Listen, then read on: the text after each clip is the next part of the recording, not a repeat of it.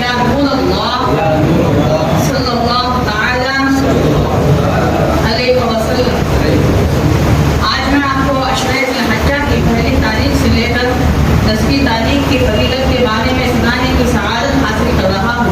رب تبارک و تعالیٰ سے دعا ہے اللہ تبارک و تعالیٰ مجھے کہنے سے زیادہ ہم تمام کو اس پر عمل کرنے کی توفیق عطا فرمائے۔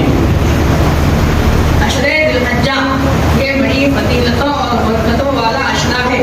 رب تبارک و تعالیٰ نے ان دنوں کی قسم قرآن میں فرمائی ہے، اور رب تبارک و تعالیٰ قرآن میں ارشاد فرماتا ہے کہ وَلَيَالٍ عَشْرٍ، اے لوگوں ہم نے ان دنوں کی قسم قرآن میں فرمائی ہے۔ تو پتہ یہ چلا کہ عشرہ ذی الحجہ کا ماہ کے 10 دن بہت فضیلتوں اور برکتوں والے ہیں۔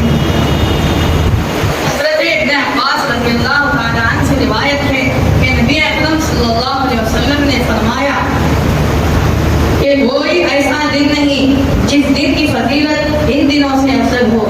تو فرمایا گیا کہ وہ دن کون سے ہیں؟ وہ دن عشرہ ذی الحجہ کی پہلی تاریخ سے لے کر 10ویں تاریخ کے ہیں۔ ایک مرتبہ صحابہ نے حضور اکرم صلی اللہ علیہ وسلم سے عرض کیا کہ یا رسول اللہ صلی اللہ علیہ وسلم، کیا جہاد میں اللہ کی راہ میں قربان ہونے سے زیادہ ان دنوں کی فضیلت افضل ہے؟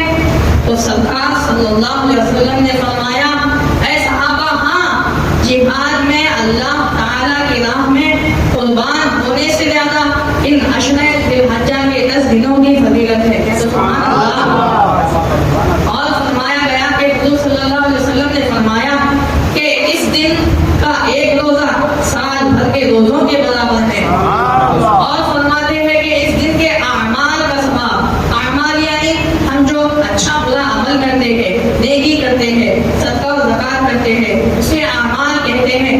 تو فرمایا گیا کہ اس دنوں کے اعمال کا ثواب 700 گنا بڑھا دیا گیا ہے۔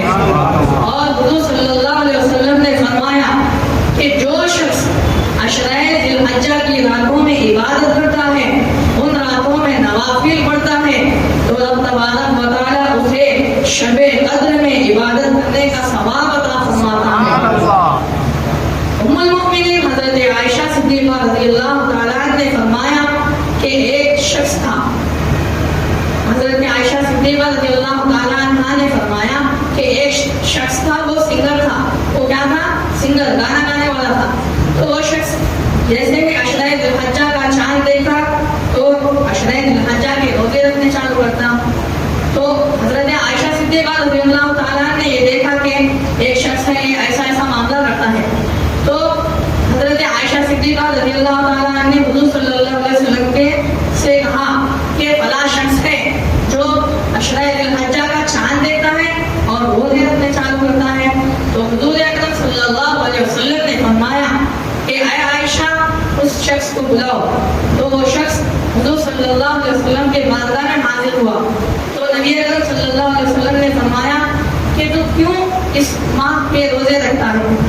تو وہ شخص نے فرمایا کہ اے رسول اعظم صلی اللہ علیہ وسلم، حج کا مہینہ چالو ہوتا ہے تو حاجی حج میں جاتا ہے، وہاں جا کر نوافل ادا کرتا ہے، وہاں جا کر عبادت کرتا ہے، تو رب تبارک و تعالیٰ اسے 1000 سال عبادت کرنے کا ثواب عطا فرماتا ہے۔ تو اسی لیے میں جیسے ہی عشرہ ذی الحجہ کا چاند دیکھتا ہوں تو میں عشرہ ذی الحجہ کا چاند دیکھتا ہوں تو روزے رکھنے چالو کرتا ہوں۔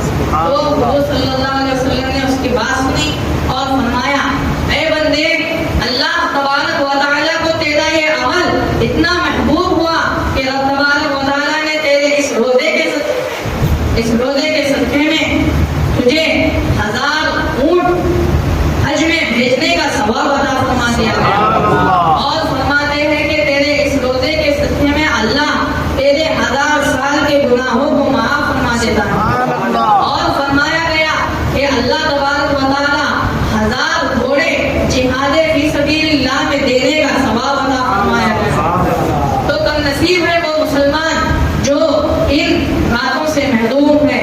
تو ہمیں بھی چاہیے کہ ان راتوں اور اس عشرہ ذی الحجہ میں وہ عبادت کرنی چاہیے، روزہ رکھنا چاہیے، صدقہ و زکات دینا چاہیے، کیونکہ اس دن کی ایک نیکی سال بھر